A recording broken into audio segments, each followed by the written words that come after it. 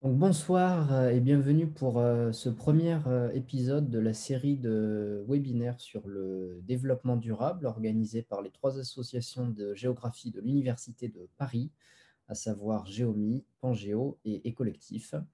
Nous sommes très heureux de vous recevoir ce soir. Nos deux invités sont Jean-Michel Thomas, secrétaire général de l'AVSF, ainsi qu'Alexandra Julien, qui travaille en tant qu'enseignante à l'Agro-Paris-Tech. Donc, merci à vous deux d'être présents. Première question pour introduire, c'est pourquoi faire un webinaire sur l'agroécologie? Quels sont ses enjeux? Pourquoi est-ce que ce sujet est-il important et pertinent pour notre société actuelle? Ok. Non, en fait, si on regarde le dernier rapport de la FAO sur l'état de la sécurité alimentaire et de la nutrition dans le monde, en 2020, on constate que le nombre de personnes souffrant d'insuffisance alimentaire a encore augmenté en nombre et la prévalence reste constante. Et parmi les populations qui souffrent de la faim, 70% sont des agriculteurs. Et on a une réflexion qui a été faite par l'ancien directeur de la FAO, c'est donc en janvier 2019, il est inconcevable de continuer à produire de la nourriture en s'appuyant sur les principes de la révolution verte. Autrement dit, le premier enjeu de l'agroécologie, c'est bien d'assurer, dans un contexte d'urbanisation croissante et de changement climatique, de diminution de la disponibilité des sols, d'assurer une alimentation suffisante en quantité et qualité, tout en assurant le revenu durable des hommes et des femmes qui vivent de l'agriculture. Ça me semble être le premier enjeu. Les deuxièmes enjeux, ce sont des enjeux environnementaux. Lorsqu'on constate une dégradation de la qualité des sols, de la fertilité, de la qualité des eaux, pardon, de la dégradation de la fertilité des sols, des changements climatiques, de l'évolution de la biodiversité. Donc, la deuxième série d'enjeux, ce sont des enjeux environnementaux pour essayer d'intervenir sur le maintien des qualités des eaux, des sols, de pouvoir contribuer à la mitigation du climat, de contribuer à la conservation de la biodiversité et de manière générale d'assurer la santé de tous en faisant référence au concept de One Health. Alors, pourquoi c'est important? Parce que le changement climatique a des effets directs sur l'agriculture, donc sur l'alimentation.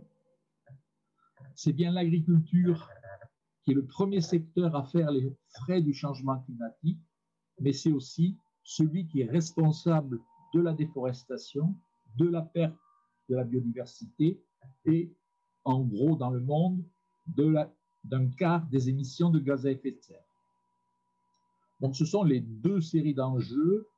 Plus localement, il y en a un troisième, ce sont les enjeux sociétaux. Par exemple, en France, 55% de la population considère que les risques liés aux pesticides sont élevés, voire très élevés. Ça veut donc dire que dans l'idée de l'agroécologie, il y a aussi l'idée de limiter l'usage de ces pesticides. Donc voilà, pour moi, trois types d'enjeux pour l'alimentation, pour l'environnement et pour répondre à des enjeux sociaux. Voilà.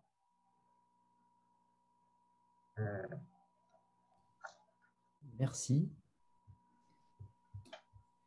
Bien, donc, à mon tour de répondre, je ferai peut-être une réponse qui est un peu plus focalisée sur précisément sur votre question, parce que pourquoi est-ce important de participer à ce webinaire, en fait, c'était ça la question. Donc j'y répondrai. Alors pour moi, en tant que agronome et enseignante, responsable d'un master en agroécologie.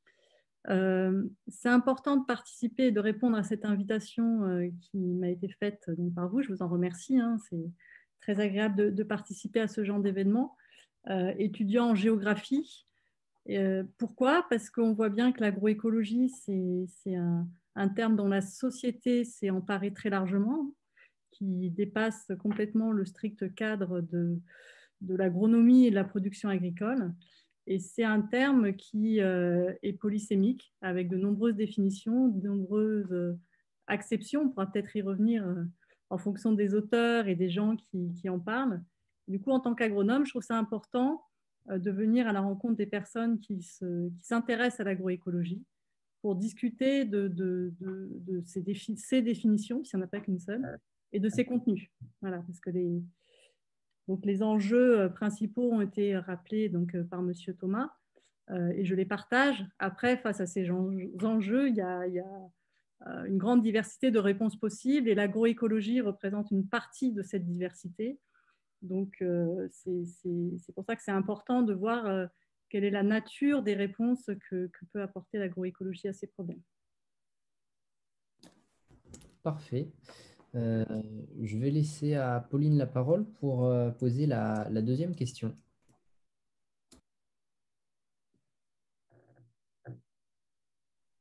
Nous allons étudier la dimension économique dans l'agroécologie et nous allons étudier les aspects économiques parce que l'agroécologie, ça part sur le développement durable et dans le développement durable, il y a l'aspect économique qui est très important et qui est souvent oublié dans l'agroécologie. Donc, c'est important d'étudier cette dimension en premier. Et donc, vous voulez qu'on réagisse aux différents items qui sont...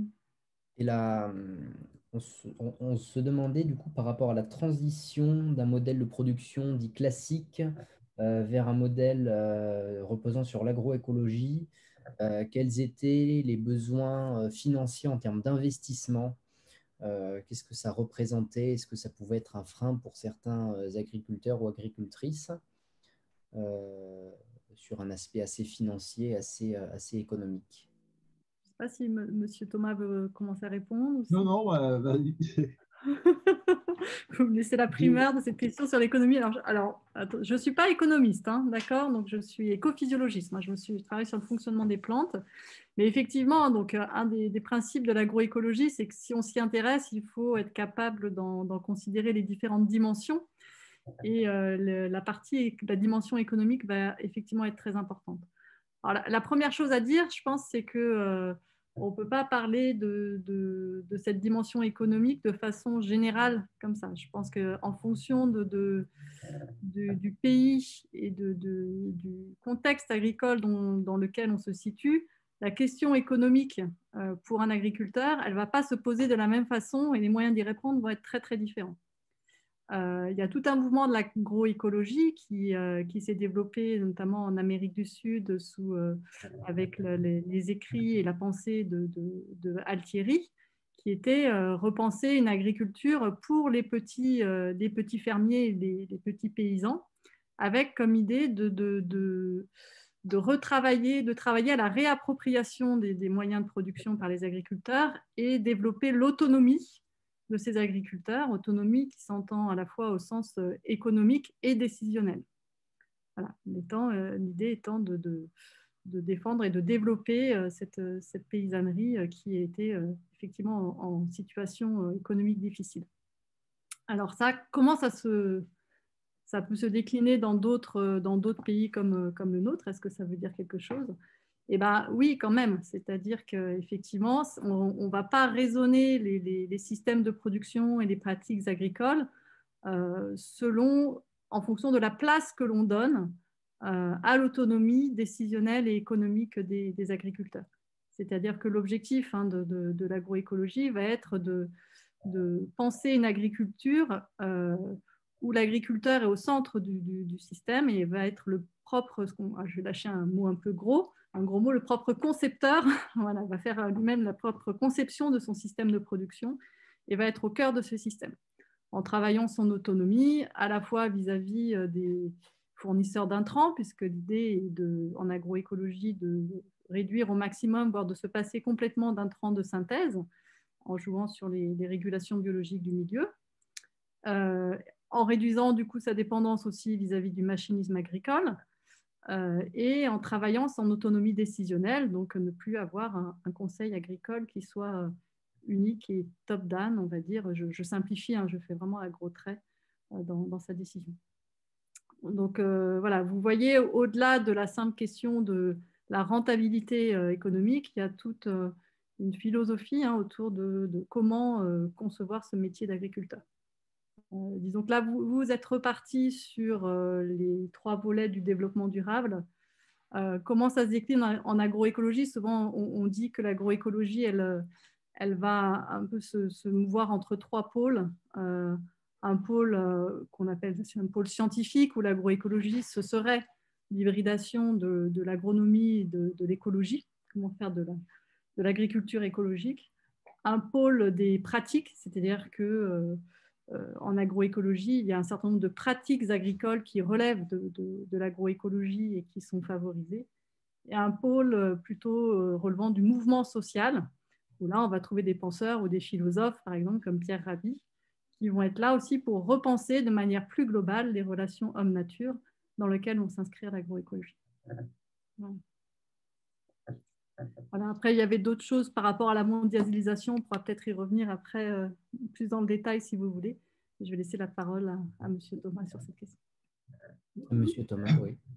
Ma première remarque, c'est de dire transition d'un mode de production classique vers l'agroécologie. Il n'y a pas une agroécologie. L'agroécologie, c'est un concept dont les définitions sont variables. Je vous avais fait passer une série de définitions, sont variables pour celles qu'on utilise en France, celles qu'utilise la FAO, celle qu'a proposée Miguel Altieri. Donc ça, c'est un point important. On ne peut pas parler d'agroécologie, mais d'un concept qui a fondamentalement essaye de faire jouer des complémentarités avec l'environnement. D'un point de vue économique, il est évident que pour les pays du Sud, il n'y a pas de nécessité d'avoir d'investissement financier particulier. La seule contrainte étant celle de l'amélioration de la productivité du travail, elle implique généralement d'entrer dans un système mécanisé. Il ne faut pas oublier que sur la planète, plus des 2/3 des agriculteurs n'ont que leurs bras comme force de travail. Et donc, améliorer le revenu des agriculteurs, en définitive, c'est bien améliorer leur productivité du travail. Ce qui implique une mécanisation. Cette mécanisation, elle doit passer essentiellement à l'échelle de la planète, j'entends, par l'utilisation de la force animale. Autrement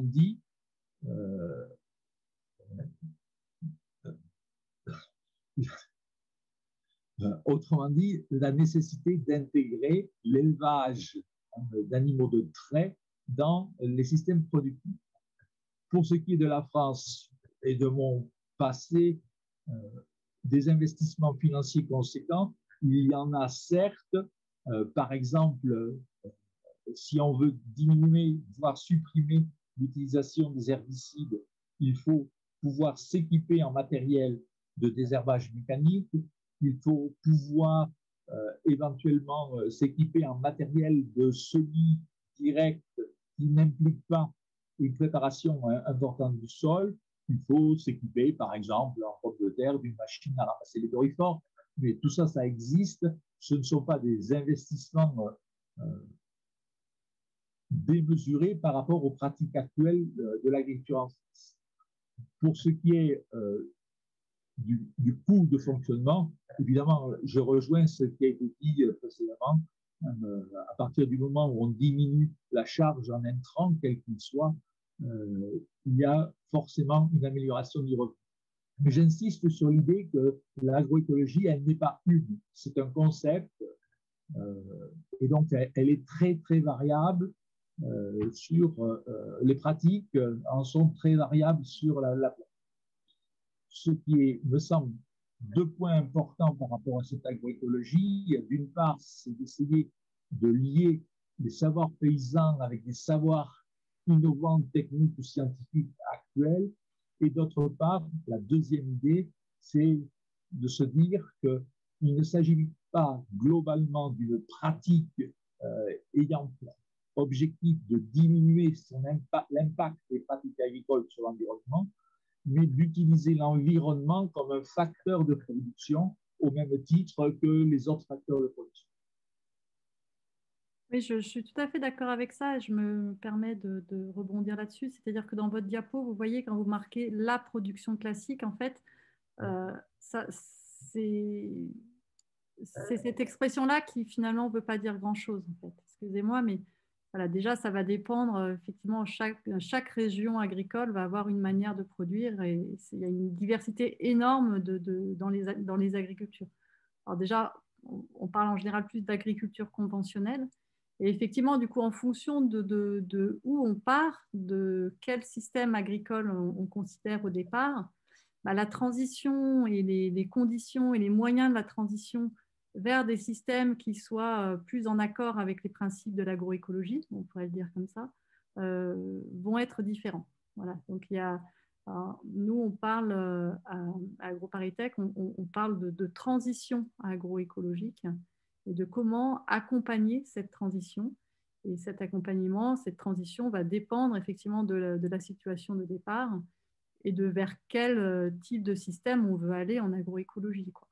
Voilà. Et donc, cette agroécologie qui est aussi, au moins aussi diversifiée que les agricultures conventionnelles dont elle se détache, effectivement, déjà tout le monde n'est pas d'accord sur la définition, hein, ça a déjà été dit par M. Thomas, qui en a rappelé quelques principes, hein, donc ça a déjà été évoqué sur la combinaison des savoirs entre savoir de terrain paysan et le savoir scientifique. On a évoqué l'autonomie, qui est un deuxième principe qui, à mon sens, est très important. Et j'en rajouterai 3 autres de principes. Pour moi, en général, je donne un peu de 5 grands principes fondateurs. C'est utiliser les interactions biotiques et l'autorégulation des systèmes, hein, de l'environnement, plutôt que de recourir aux pesticides. Favoriser l'utilisation de ressources renouvelables et s'assurer du recyclage, hein, de ces éléments. Et un autre élément qui va être très important, mais on en parlera peut-être dans la suite du débat, c'est la question du changement d'échelle. C'est-à-dire que je pense que vous avez bien perçu et pointé du doigt que l'agriculture, c'est beaucoup des enjeux et des questions locales, mais dans le monde tel qu'il est aujourd'hui, cette question du changement d'échelle et des conséquences de décisions qui sont prises à une échelle donnée, que ce soit à l'échelle de la parcelle ou du territoire ou globalement à l'échelle du monde, bah, on doit se poser la question de ces conséquences et de qu'est-ce qui se passe quand on fait un changement d'échelle de la parcelle au système alimentaire. En fait. Voilà pour les 5 grands principes qui permettent de raisonner des pratiques en accord avec l'agroécologie. Je voudrais rajouter, pour conforter ce qui vient d'être dit, quand je lis le code rural, jamais en France, jamais on ne prononce le mot d'agroécologie. Hein, on parle de système de production, de modèle agroécologique, de démarche. C'est toujours un adjectif au pluriel et jamais le substantif. L'agroécologie en tant que telle, c'est un concept qui repose sur un certain nombre de principes qui viennent d'être rappelés, mais ce n'est pas une pratique agricole. D'accord, merci. Du coup, on va passer à la suite. On va passer à l'agroécologie sur le plan technique. Donc, je vais laisser Hugo changer de diapo, s'il veut bien. Donc, on va parler on va voir les concepts de l'agroécologie sur le plan technique, c'est-à-dire qu'on va voir si ça permet des meilleures conditions de travail pour les producteurs et les ouvriers agricoles. Ensuite, on va voir si c'est un moyen de préserver la qualité des sols destinés à l'agriculture pour faire de l'agriculture plus durable. Et on va voir les points communs et les différences qui peuvent être établis entre l'agroécologie et l'agroforesterie. Donc, bon, je ne sais pas qui commence. Bah, écoutez, je commence. On fera chacun son tour. Monsieur Thomas, si vous voulez bien, on prend question par question, c'est ça? Oui. Alors, n'hésitez pas à m'interrompre, hein, surtout, comme ça, ce sera peut-être plus vivant. Si vous voulez compléter ou si vous n'êtes pas du tout d'accord avec moi, n'hésitez pas. Alors, conditions de travail pour les producteurs et les ouvriers agricoles. Alors, déjà, il y a... Alors, ça dépend de ce qu'on appelle conditions de travail. Voilà, il faut peut-être un petit peu préciser ce qu'il y a derrière. Je dirais dans la mesure où l'idée, c'est quand même de mettre effectivement l'agriculteur, le producteur au centre de son système. A priori, l'idée, c'est quand même qu'il ait des conditions de travail et notamment des revenus qui soient satisfaisants. Si l'idée, c'est aussi de réduire l'utilisation des intrants de synthèse par rapport à son risque d'exposition à des molécules dangereuses, oui, ça va améliorer ses conditions de travail. Après, si on regarde globalement, effectivement, l'idée d'aller vers des pratiques qui s'affranchissent de l'utilisation de ces intrants, qui s'est basée sur la diversité, la diversification des espèces et donc sur une plus grande complexité du système, ça peut engendrer une quantité de travail plus importante. C'est possible, ça fait partie parfois des critiques que l'on peut entendre. Et en même temps, ce n'est pas toujours si vrai, parce que lorsqu'on arrive à certaines situations d'équilibre avec des systèmes assez résilients, je prendrai comme exemple l'exemple du verger Z qui a été mis en place à Gautron, près de Valence, par une unité expérimentale de l'INRA, basée sur une très grande diversité d'espèces fruitières, avec aussi des plantes herbacées, soit pièges, soit répulsives, qui permettent de contrôler en fait le niveau de bioagresseurs. Ce que disent les personnes qui travaillent là-bas, c'est qu'au final, on a plus de temps d'observation pour observer ce qui se passe et voir si la nature se débrouille bien.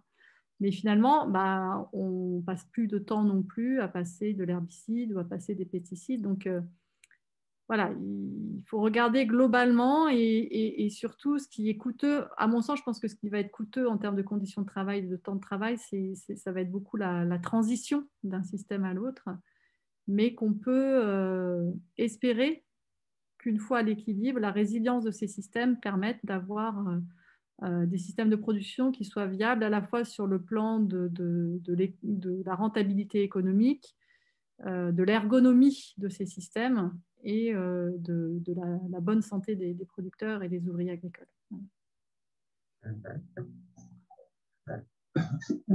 Je vais juste rajouter, pour moi, le point fondamental pour les pays du Sud, c'est essentiellement l'amélioration du revenu. Cette amélioration du revenu, elle passe d'une part par, on a parlé de diversité, donc plus de produits différents à offrir, mais aussi par la possibilité d'avoir accès à un marché. Et donc, on ne peut pas développer, proposer de nouvelles pratiques si en même temps on ne réfléchit pas à la possibilité de les commercialiser.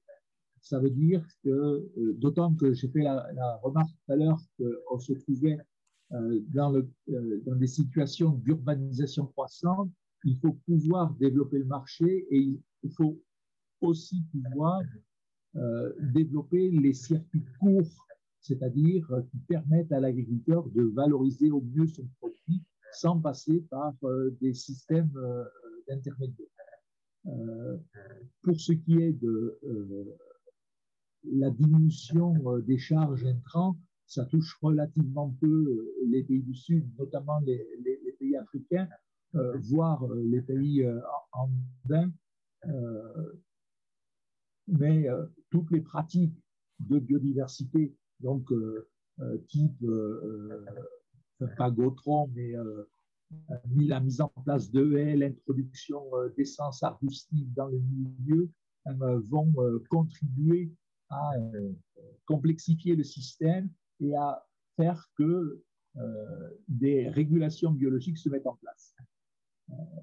Et un point important au niveau de l'amélioration des conditions de travail, c'est qu'on a dit tout à l'heure que l'agroécologie pouvait être un mouvement social, et donc il y a un point important qui est l'organisation des agriculteurs, qui leur permet aussi de limiter leurs contraintes de travail, par exemple en créant des coopératives d'utilisation de matériel agricole et qui permettent d'utiliser du matériel sans avoir un investissement conséquent et de ce fait donc avoir et des meilleures conditions et un meilleur revenu.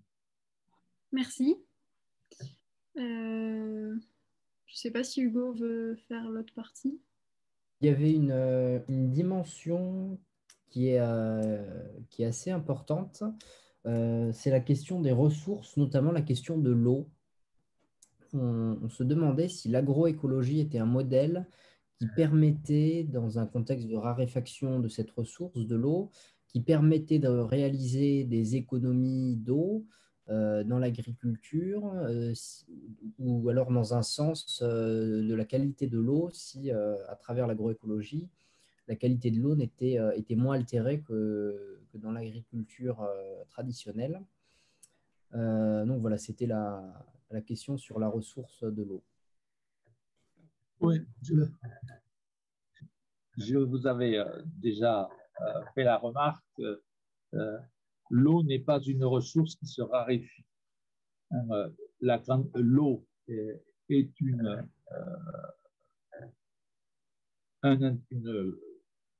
reste constante à l'échelle de la planète. C'est une ressource qui est finie, mais qui est totalement renouvelable. Et la question n'est pas d'une diminution de ressources, la question, c'est celle de sa gestion. Autrement dit, dans un certain nombre de situations sur la planète, l'eau n'est pas utilisée pour le fonctionnement des systèmes agricoles parce que il y a de l'érosion, parce que l'eau s'écoule et que si on utilise des systèmes dans les pratiques agroécologiques de lutte contre l'érosion, on se retrouve avec la possibilité de conserver l'eau. Et surtout, le point extrêmement important, c'est que dans la mesure où on cherche à utiliser des phénomènes cycliques, notamment concernant la gestion de la nutrition azotée, on va utiliser des matières organiques comme source d'azote. Ces matières organiques vont améliorer considérablement le pouvoir de rétention des sols en eau. Ça veut dire que cette disponibilité sera beaucoup plus importante. De la même manière, cette ressource qui ne sera pas polluée par des intrants de type pesticides ou minéraux dans la mesure où on cherche à réduire, voire à supprimer ce type d'intrants. Donc, des pratiques de l'agroécologie permettent effectivement de protéger la ressource en eau et permettent aussi d'avoir une meilleure efficience de l'eau pour les cultures. Voilà. Oui, tout à fait. Alors après, je pense sur cette question de l'eau, c'est vraiment là que va se poser la question de l'échelle à laquelle on raisonne et de l'articulation entre le local et le global, en fait. C'est-à-dire que si effectivement la ressource en eau, elle va être finie à l'échelle de la planète, alors déjà, ça dépend sous quelle forme elle se trouve. Hein. Est-ce qu'elle est évaporée sous forme de vapeur d'eau ou disponible dans le sol pour les plantes? Ça, c'est la première chose. Et puis, la deuxième chose, c'est que en fonction de la zone du monde où on se trouve, et on le voit bien sur la photo là, que vous avez en bas à gauche, bon, si la pluviométrie est déficiente et qu'on est en dessous de 600 mm d'eau par an, ça va commencer à être compliqué de mettre en place, de développer une agriculture. Alors, il y a des techniques qui existent, qui sont adaptées aux zones arides, les techniques de zaï, les techniques de terrasse, les techniques qui relèvent aussi, qui sont amenées par un autre concept qui est la permaculture, mais qui sert à reconstruire des écosystèmes en allant chercher de l'eau assez profondément avec des arbres. Donc, il y a des manières, effectivement, d'aller chercher cette eau là où elle manque, mais quand même, il y a des zones du monde où ça va être plus compliqué qu'ailleurs. L'autre endroit local où il peut y avoir des problèmes, enfin des difficultés liées à la ressource en eau, ça va être les conflits d'usage. C'est-à-dire que même en France, où on n'a pas, quand même s'il y a des sécheresses de plus en plus importantes, de plus en plus marquées et de plus en plus fréquentes, qui causent quand même des pertes de rendement sur du blé ou des pertes de surface parce que les plantes ne lèvent pas, sécheresse à la levée. Voilà, on a beau être en France, il y a beau pleuvoir, sécheresse à la levée, ça peut faire moins 20%, moins 30% de la solde de colza. Et c'est dramatique pour des agriculteurs. Donc ça peut arriver. Et puis, conflit d'usage, une culture comme le maïs, alors vous me direz, le maïs, c'est peut-être pas très agroécologique, mais il peut y avoir des cultures qui ont besoin d'eau à des moments où on en a besoin pour d'autres usages, la consommation humaine, le tourisme aussi, et c'est des périodes de l'année où la pluviométrie n'est pas forcément la plus importante. Donc effectivement, là, ça retombe sur les questions de gestion qui ont été évoquées par M. Thomas, bien évidemment. Mais là, je pense que vraiment, il y a des questions d'articulation très fortes entre gestion au niveau local et une gestion au niveau global. Voilà. Si on reprend en France, on utilise simplement 18% de l'eau de pluie qui tombe chez nous. Il faut garder ce chiffre en tête. Ça veut dire que 80% de l'eau de pluie, elle part par les rivières, la consommation globale totale. Alors, certes, il y a des problèmes à des échelles de temps et d'espace, ce qui a été dit, mais la quantité d'eau disponible, utilisée, elle est moins de 20% de la pluie. Donc après, par rapport à vos questions, parce que donc là, on a parlé de l'eau, mais vous dites l'agroécologie permet-elle une gestion durable des ressources? Alors, c'est l'objectif, en tout cas, de l'agroécologie, c'est-à-dire d'essayer de voir la production agricole non plus comme une exploitation des ressources naturelles ou une exportation, parce que quand on est dans un système de production dit conventionnel, c'est quoi? Comme quand on récolte une culture, on exporte de la biomasse avec du carbone et de l'azote. Et finalement, le retour, donc quand on fait ça, forcément, on extrait du milieu des ressources carbonées et azotées. L'idée étant si le milieu en manque, on va réapporter de manière comment dire, technique par des intrants de synthèse ce manque de ressources. Et voir si le milieu est un peu pauvre, on compense ce qu'on appelle des facteurs limitants du milieu par des apports. Là, ça c'est l'agronomie que vous avez appelée classique, on va dire conventionnelle, où on voit les techniques agricoles comme une manière de compenser les facteurs limitants du milieu et d'augmenter la productivité du système. Et finalement, en laissant trop de côté le retour à la terre des éléments que l'on a exportés, et donc un risque avéré de perte de fertilité des sols. L'agroécologie, c'est prendre la question dans l'autre sens. C'est-à-dire comment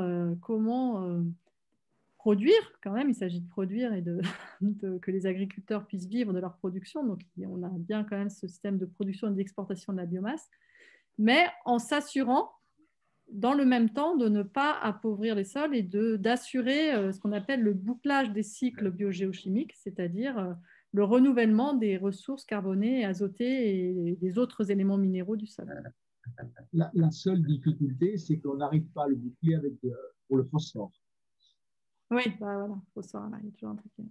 Ressources rares et qui va être compliqué à gérer à l'avenir. Quel que soit le système agricole, quel que soit le type de pratique, le problème du phosphore, il est posé à l'échelle de la planète. On avait également envie d'élargir sur une branche un petit peu plus spécifique de l'agroécologie, qui est l'agroforesterie. On voulait savoir ce que vous pourriez tous les deux nous dire sur ce sujet qui est une des composantes de l'agroécologie compte tenu des éléments que nous venons d'énoncer. L'agroforesterie, c'est comme l'agroécologie. Hein. C'est un concept avec des définitions variables. Si on prend la définition de l'Union européenne, ça correspond à la photo que vous avez montrée précédemment, là, qui a été prise, me semble-t-il, en Charente-Maritime, où on cultive une céréale entre deux rangées d'arbres. Ça, c'est définition admise chez nous, association de culture et de sylviculture et d'arbres. Mais à une échelle plus importante, plus vaste, l'agroforesterie, elle peut intégrer l'élevage. Elle peut intégrer les arbres dans des systèmes de culture de plaine. C'est la définition de la FAO. Et puis, si on prend la définition du Centre international de recherche en agroforesterie, pour lui, l'agroforesterie, ça peut être une association de parcelles de culture avec des haies ou avec des territoires en culture et des territoires en forêt. Donc, l'échelle joue et on a une multitude de définitions de l'agroforesterie. Donc, on va aller des pré-bois, des forêts pâturées, des associations comme culture, arbres, alignement d'arbres.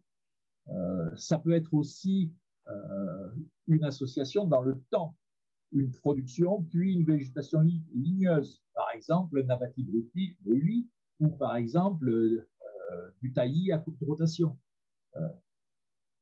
Mais dans tous les cas, l'agroforesterie, elle permet de diversifier les productions. Alors, elle peut être aussi, si on met des arbres fruitiers, on va appeler ça de la permaculture, mais bon, la permaculture, elle se limite à des productions qui sont de type légumes et pas de type production d'énergie, production de glucides. Donc, bénéficiant de synergie entre le milieu forestier, par l'ombrage, par la fumure, avec la chute des feuilles, le fait de prise de vent, c'est bien la prise en compte d'une interaction biologique. Et en ce sens, l'agroforesterie est considérée comme étant un élément intégrant l'agroécologie. Donc, il n'y a pas de différence. L'agroforesterie pourrait s'intégrer tout à fait dans des pratiques de transition vers l'agroécologie. Voilà. Alors, pour ma part, je ne dirais peut-être pas exactement comme ça. Alors, je suis d'accord sur le fait que l'agroforesterie peut recouper des dispositifs très, très diversifiés. Il y a plein de types d'agroforesterie. Je ne reviens pas dessus, ça a été très bien décrit. Pour moi, on est vraiment dans la manière de produire. Voilà. Et après, alors, je ne ferai pas une identité entre agroécologie et agroforesterie. Je pense que l'agroforesterie peut être un levier, une manière de produire qui va être en accord avec les principes de l'agroécologie. Et encore, il faudrait regarder quelle agroforesterie et comment elle est conduite. Voilà. Ça dépend comment est pensée cette agroforesterie. Est-ce qu'elle est vraiment avec ou sans intrants et comment elle applique, parce qu'il peut y avoir de l'agroforesterie très industrielle, et comment elle applique effectivement ces principes de l'agroécologie. Donc, je pense qu'il y a une intersection entre les deux. Et je n'utiliserai pas pour ma part le terme de concept pour agroforesterie. Je pense que l'agroécologie, effectivement, est une approche, un concept qui peut se décliner, s'incarner dans des systèmes de type agroforesterie. mais je mettrai pas de manière systématique identité entre les deux. Je vérifierai d'abord comment fonctionne cette agroforesterie, même si souvent, effectivement, elle est mise en avant pour ses fortes attentes et sa forte valeur ajoutée en termes de bouclage des cycles, hein, ça c'est sûr. Voilà, mais ça va être un levier très important, surtout avec l'élevage, hein. C'est effectivement quand on rajoute l'élevage dedans. Et si vous voulez, en fait, pour moi, à l'extrême de ce qu'on va avoir en termes de diversification, agroforesterie, forêt plus herbacée, plus élevage, on va trouver le modèle de ce qu'on appelle le jardin créole, où là, on va avoir une énorme diversité d'espèces par un très grand nombre d'espèces par mètre carré, avec aussi présence d'animaux. Et recréant une forme d'écosystème, d'agro-écosystème à l'équilibre sur des petites surfaces. Vous en avez des très bons exemples dans les Antilles, bien évidemment, mais aussi, je ne sais pas si vous avez l'occasion d'aller au Cap-Vert, sur certaines îles de l'archipel, notamment à Sant'Antao, vous avez des systèmes comme ça, papaye, bananier, maïs, patates douces, qui sont sur les flancs des montagnes, alors qui sont là pour le coup très très arides. Avec là, on a une gestion de l'eau qui est vraiment optimale par rapport aux contraintes du milieu, l'eau se trouvant au fond des vallées, et donc en jouant sur ce gradient d'eau pour associer cette grande diversité d'espèces. Et là, on est sur des systèmes qui sont à 0 intrant, quoi, vraiment. Donc, on est bien dans de l'agroécologie.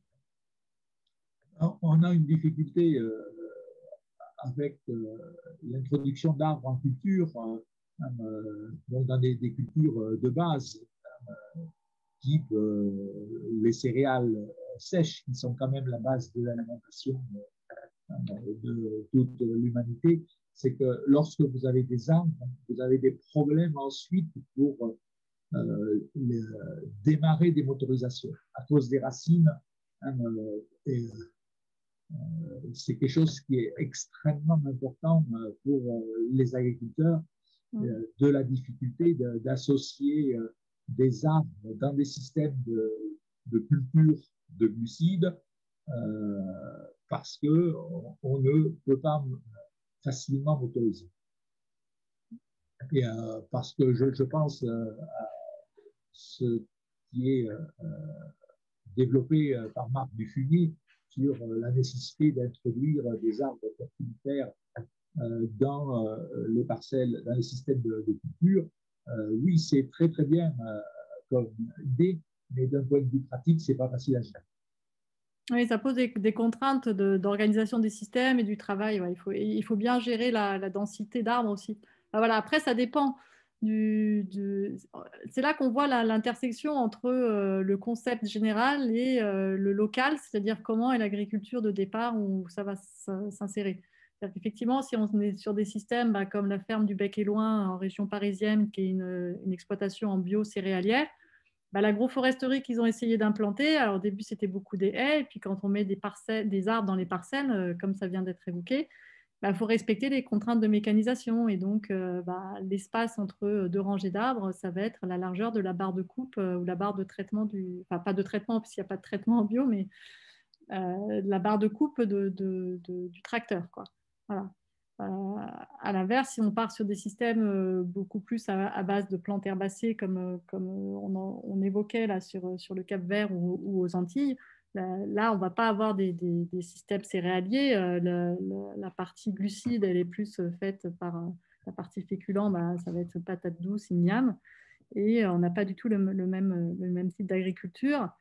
Et alors là, il n'y a pas du tout de céréales, mais on peut imaginer d'autres systèmes avec des toutes petites surfaces de céréales, et c'est forcément sans commune mesure avec ce qui peut se développer dans une zone céréalière. Avec une difficulté quand même, c'est que par rapport aux céréales, et donc moi j'en vois de ça dans la pratique de l'ONG dont je suis secrétaire en Afrique, c'est que c'est aussi tout ce qui est arbres et haies, c'est un lieu de refuge pour les oiseaux granivores. Et ça, c'est la haie et les arbres, c'est important, mais c'est aussi accentuer les dégâts par les oiseaux au moment de l'arrivée. Ouais. Et donc là, ce que vous pointez du doigt dans les différents exemples, vous voyez, c'est-à-dire que quand on parle en général l'agroécologie, etc., on est d'accord sur les grands principes et vous voyez que dès qu'on commence à voir les exemples concrets d'application locale, c'est là qu'on voit les difficultés. Et effectivement, on voit bien que ce n'est pas les mêmes pratiques qui vont être pertinentes en fonction des contraintes locales que l'on a. Et donc ça va vraiment dans le sens de c'est pas une agriculture, c'est pas une agroécologie, c'est des agricultures. Et pour travailler sur l'agriculture, il faut d'abord déjà localement très bien la connaître et connaître sa diversité et ses contraintes avant d'essayer de la transformer en fait. Et que cette transformation, l'agriculteur est toujours peut-être le mieux placé pour la faire. Je vais maintenant laisser la parole à Samuel qui souhaitait poser une question.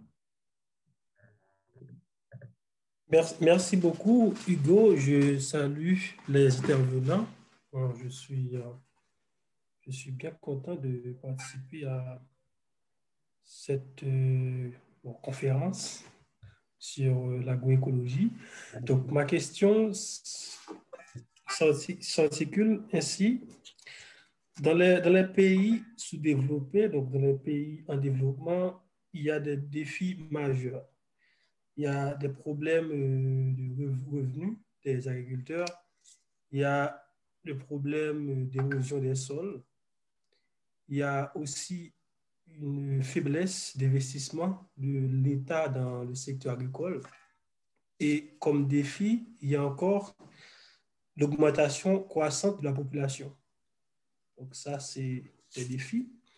Connaissant que l'agroécologie répond à la non-utilisation des produits chimiques de l'agriculture, qu'est-ce que vous proposez comme alternative par rapport à ces défis? Donc, comme alternative, qu'est-ce que vous proposez?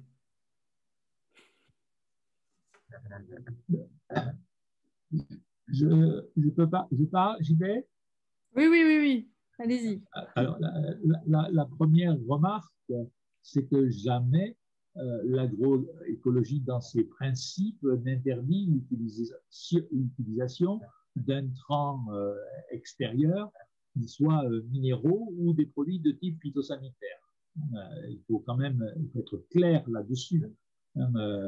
Quand on cultive, on ne va pas abandonner une culture ou laisser mourir une culture sous prétexte que il y a un ravageur qui est en train de la faire disparaître. Donc ça, c'est un premier point.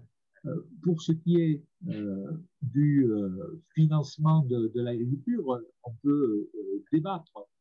Si je prends l'ensemble de l'Afrique et des accords de Maputo, où l'ensemble des pays africains avaient décidé de consacrer une part importante de leur budget à l'agriculture, on constate que 20 ans après, il n'y a que 12 pays en Afrique qui ont respecté leur engagement.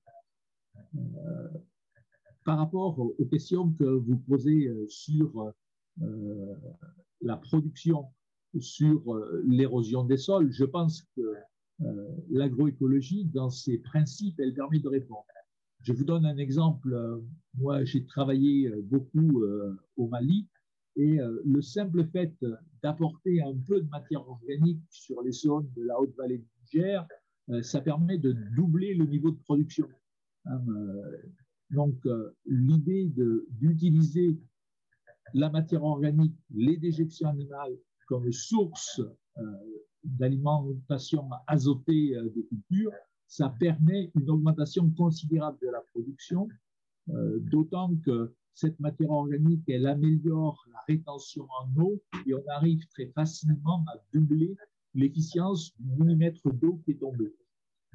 Et pour ce qui est de l'urbanisation croissante, ça correspond à ce que je disais tout à l'heure. Les agriculteurs paysans d'Afrique doivent, et commencent à le faire, s'organiser pour assurer une fourniture sur les marchés urbains.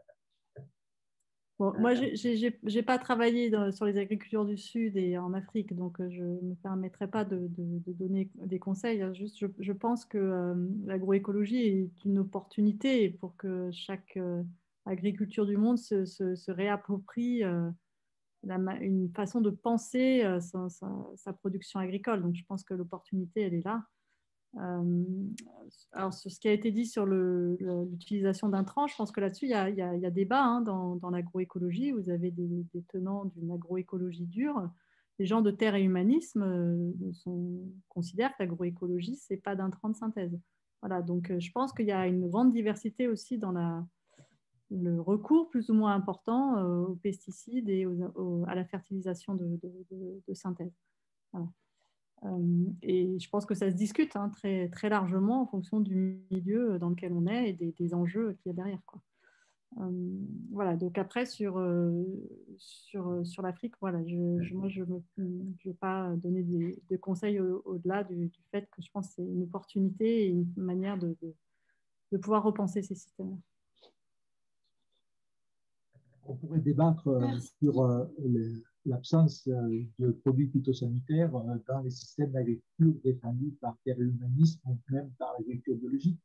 Je rappelle que l'agriculture biologique utilise des intrants de synthèse, la deltamétrine par exemple.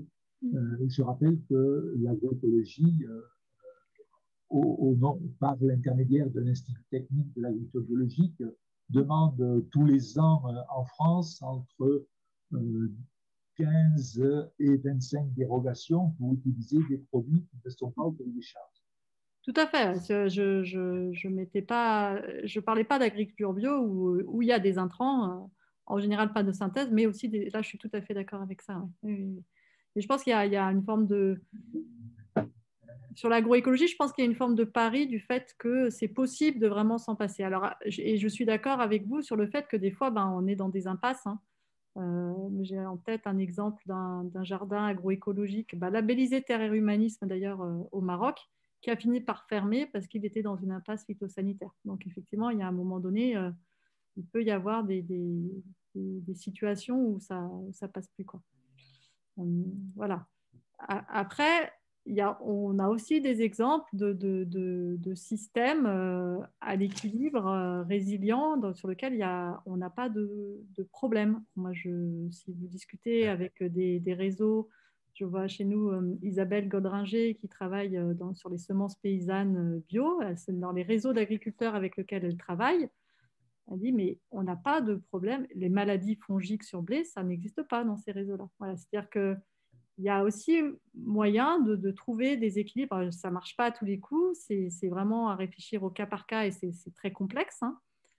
Mais cette dépendance aux intrants de synthèse n'est pas forcément une fatalité. Voilà, je pense que c'est ça l'idée. Aux intrants de synthèse, peut-être, mais aux intrants, il n'est pas... Ah oui, moi je ne parle pas de la matière organique, ça c'est très bien d'apporter de la matière. Oui, on est d'accord, intrants de synthèse, oui, bien sûr. Je ne sais pas si c'est clair d'ailleurs pour les étudiants la différence entre intrants de synthèse. Si je comprends bien, c'est l'agroécologie, ça n'interdit pas les intrants et les produits chimiques, l'utilisation des produits chimiques, c'est ça? L'agroécologie, il n'y a pas de cahier des charges. Donc, si tu veux, chacun, excusez-moi, j'ai trop le mauvais réflexe de tutoyer les étudiants. Si vous voulez, tout le monde peut s'auto-déclarer faire de l'agroécologie. Voilà. Il n'y a pas de cahier des charges comme en agribio. Et c'est à la fois, certains le dénoncent comme une faiblesse. Moi, je pense que c'est plutôt une force de ne pas s'enfermer dans ce cahier des charges parce que, comme l'a dit M. Thomas, qui dit cahier des charges dit dérogation. Voilà. Et donc, l'idée, c'est plutôt de dire, en fonction de chaque situation et des capacités de production de l'agriculteur, l'agriculteur va penser un système qui est adapté à sa situation et à ses besoins. Voilà, c'est de toujours réfléchir sur ce système en s'aidant de ces 5 principes de départ sur lesquels, quand même, la plupart des auteurs sont d'accord. Voilà. Tout à fait. Mais pour l'agriculture biologique, à l'origine, c'est un concept développé par la Fédération internationale des mouvements d'agriculture organique, sur lequel tout le monde est à peu près d'accord. mais il n'est pas décliné en un cahier des charges. Mais actuellement, il y a 107 cahiers des charges différents dans le monde. Et donc, y compris des cahiers des charges qui autorisent des produits de synthèse.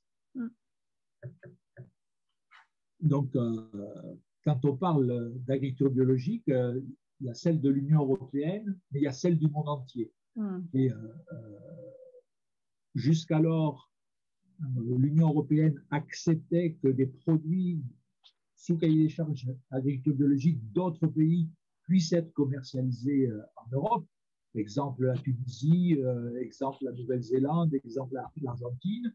Mais à partir du 1er janvier 2022, l'Union européenne, c'est mon cahier des charges et je n'admets aucune équivalence avec aucun autre cahier des charges dans le monde. C'est un peu compliqué l'agriculture biologique.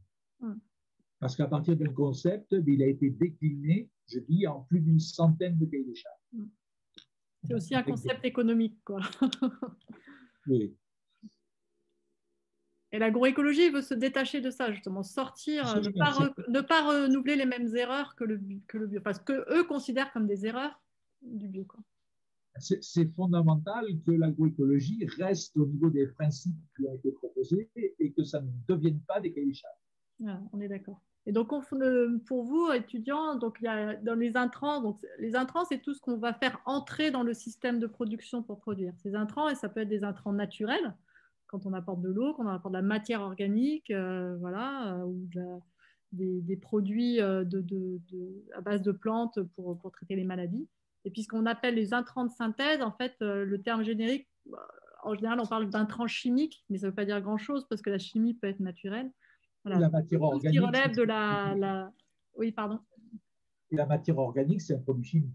Oui, voilà, tout à fait, mais naturel. Alors que quand on dit intrant de synthèse, c'est tout ce qui est produit par l'industrie phytotechnique, l'agrochimie.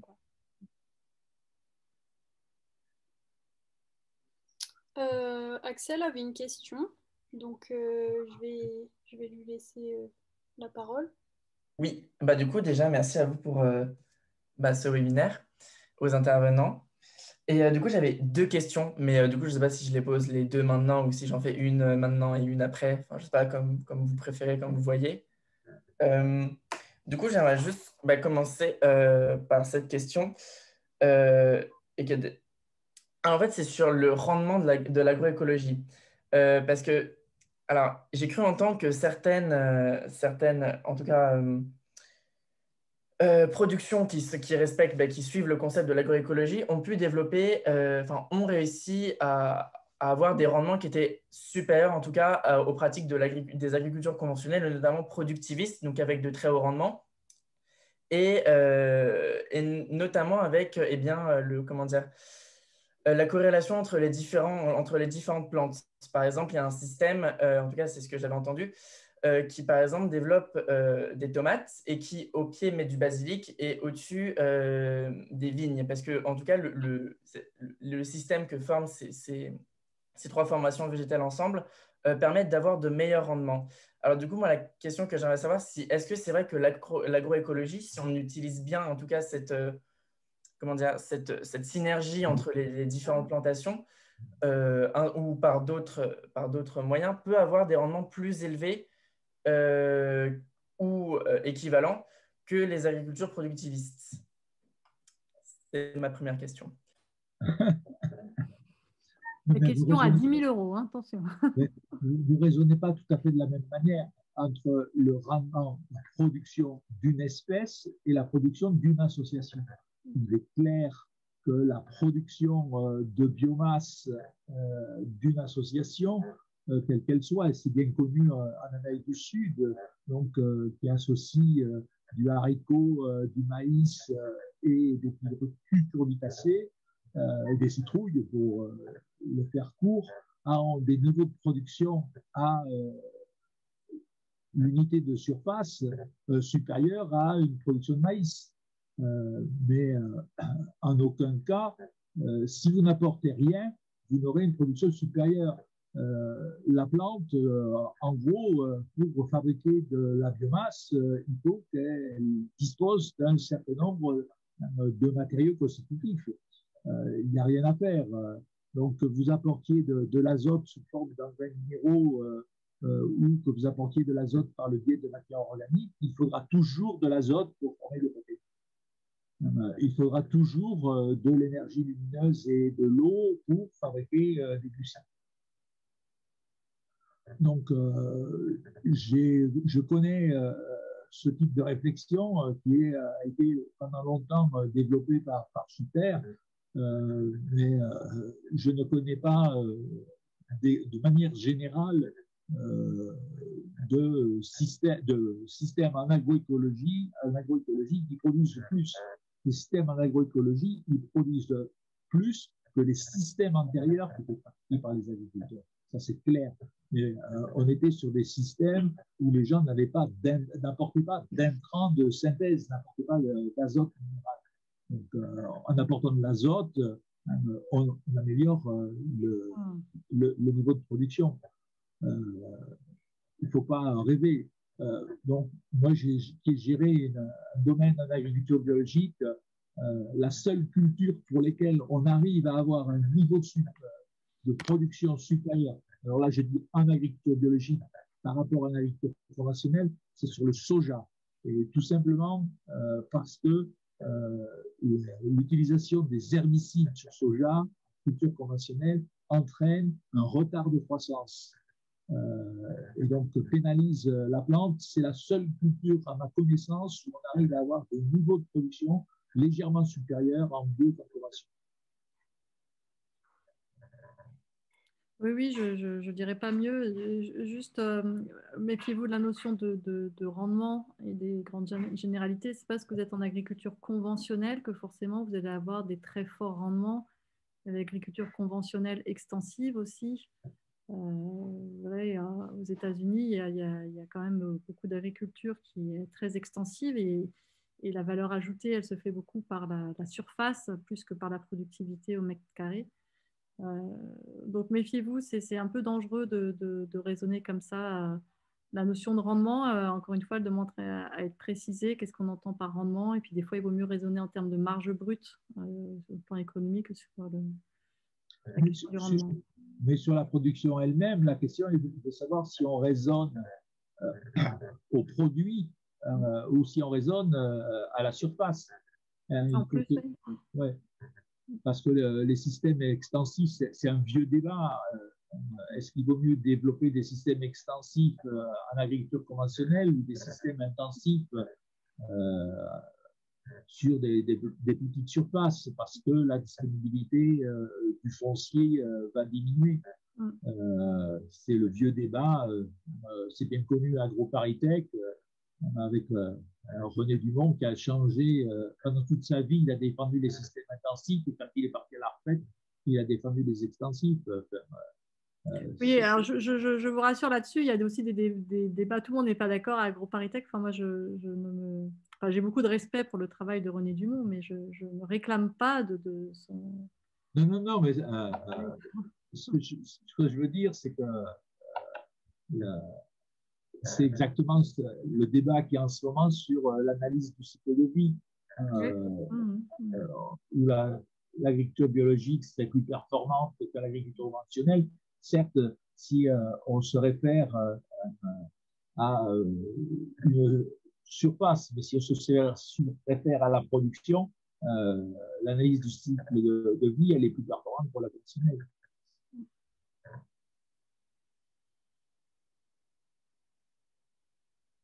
Je crois pas que ça me semble pas être la vraie question. La vraie question, elle est de savoir si la production va permettre de nourrir l'humanité. C'était surtout. La question sous-jacente, c'est que quelque chose dont on n'a pas parlé, c'est que pour changer des pratiques, il faut que les agriculteurs ils aient une certaine garantie quant à leur outil de travail. Et donc, je voudrais introduire cette notion de la nécessité de disposer d'une garantie sur la disponibilité du territoire foncier, ce qui n'est pas le cas actuellement. Et donc, ça, c'est une grande difficulté. Et ça, c'est important. On ne pourra pas développer des pratiques allant vers une transition agroécologique si on n'est pas sûr que les agriculteurs puissent avoir une garantie sur leur foncier. Oui, et aussi l'autre garantie, c'est que qui est important, c'est que le système alimentaire permette à l'agriculteur d'avoir sa part dans la chaîne de valeur, quoi. Que le retour de la valeur ajoutée à l'agriculteur soit décent par rapport à l'ensemble de la chaîne de valeur. D'où l'idée de petites transformations et des circuits courts. Oui, voilà. C'est un des leviers, effectivement.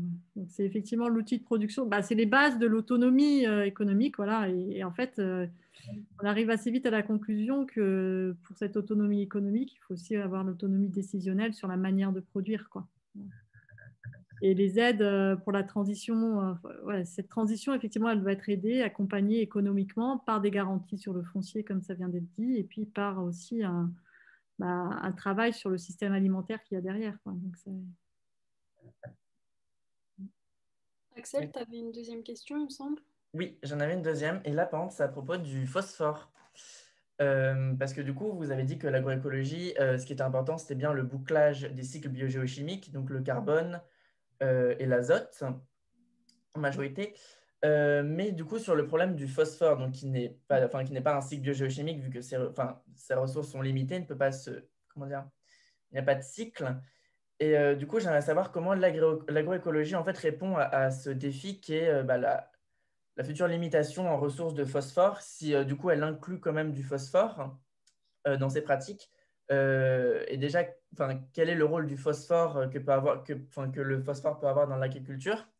Et par ailleurs, aussi au défi du fait que le phosphore est quand même très régionalisé, c'est-à-dire qu'on ne peut pas trouver du phosphore partout dans le monde. C'est vraiment des mines qui sont très régionalisées. On peut trouver en Afrique, on peut le trouver au Kazakhstan, mais ce ne sont pas des ressources qu'on peut trouver partout. Donc, j'aimerais savoir comment l'agroécologie répond à cette question qui est celle des ressources en phosphore. 80% des réserves mondiales en phosphore, c'est le Maroc. Dans l'état actuel, les pratiques agroécologie utilisent des phosphates naturels. C'est pas possible de faire autrement. Donc ça, et donc il y a bien une limitation. Alors à une échelle de temps qui est, si on fait des calculs sommaires par rapport à l'ensemble des ressources phosphatées sur la planète, on arrive à pouvoir gérer ça sur 300 à 400 ans. 300 à 400 ans. Mais à terme, il y a un vrai problème. Et donc, il y a une réflexion qui est menée un petit peu par des associations en France et en Belgique, dans nos pays, qui est de se dire le phosphore qui est fondamental dans le système de production parce que c'est lui qui permet de transporter l'énergie, c'est-à-dire de transporter le soleil permet la création de glucides par le biais de la photosynthèse et ensuite il faut transporter ces glucides là où s'effectue l'ensemble des métabolismes de la plante. Une réflexion qui est où va le phosphore? Mais en gros, le phosphore, il va soit dans les océans, soit il va dans les cimetières. Et donc, Belgique et France, des réflexions sont conduites pour essayer de récupérer le phosphore et éviter de le concentrer dans les cimetières, donc avec l'idée d'essayer de mettre en place un nouveau mode de sépulture, donc ce qui est appelé l'humusation, pour pouvoir récupérer tout le phosphore même des cadavres et le réintroduire dans le cycle. Pour l'instant, c'est à peu près le seul moyen qu'on voit de le recycler. Oui. Et après, sur les sols, il y a, parce que des fois, on est sur des sols où il y a du phosphore, mais il ne va pas être forcément biodisponible, c'est-à-dire pas forcément disponible pour les plantes pour des questions de pH. Et donc là, l'idée, ça peut être aussi de jouer sur les interactions plantes-micro-organismes des sols.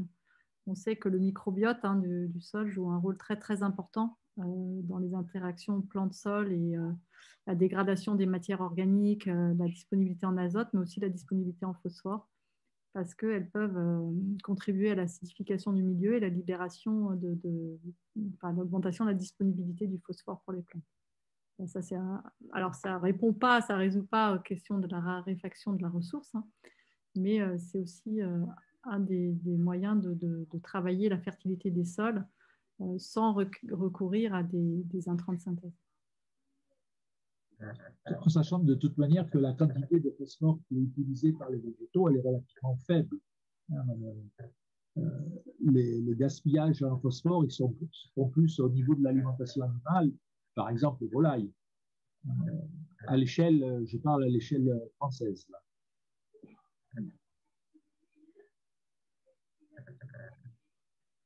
Très bien, merci beaucoup. Est-ce que vous avez d'autres questions? J'ai vu que Hugo avait posté une question dans le chat. Personne d'autre n'en a, je pense.